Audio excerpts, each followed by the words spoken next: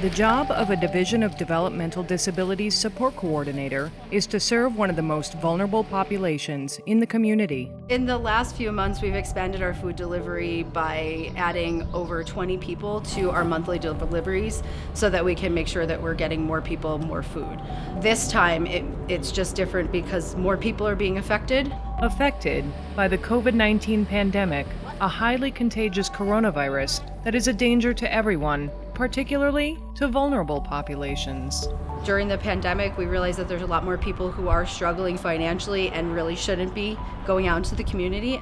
We usually give food boxes to those who cannot go and get food boxes for themselves because you can sign up for the food bank regardless of who you are.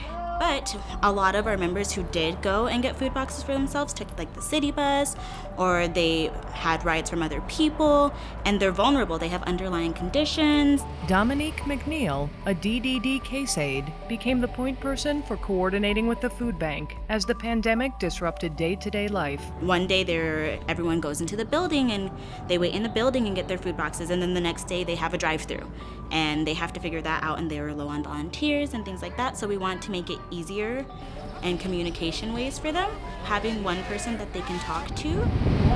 Right now we have all volunteers. This is what we do. We support our families.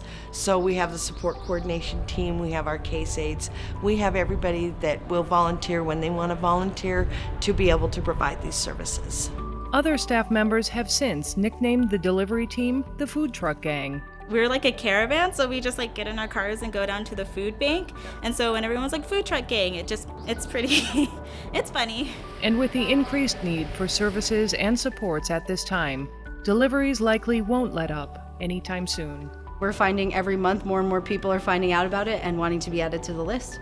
We coordinate, we get the food, we deliver it. It's pretty cut and dry.